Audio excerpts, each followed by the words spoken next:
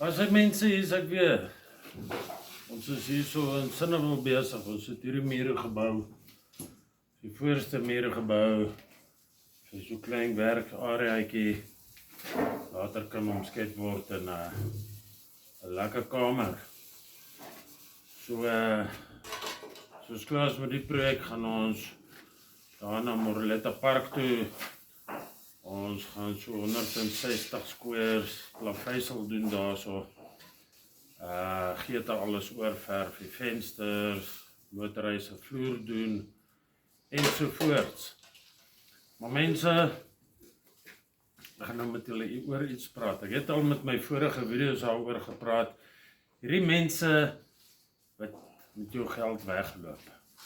Hulle sê jy moet 'n groot deposit betaal. En dan kom werk hulle 'n dag of 2 dae, dan disappear hulle.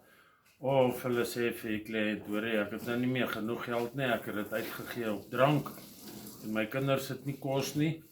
En my vrou bliksem my omdat ek nie iets inbring nie. So, wees versigtig vir hulle. Ek vra ook 'n deposit.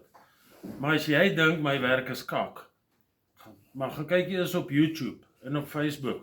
Dan kyk julle na al ons projekte. Dan kyk julle of ons.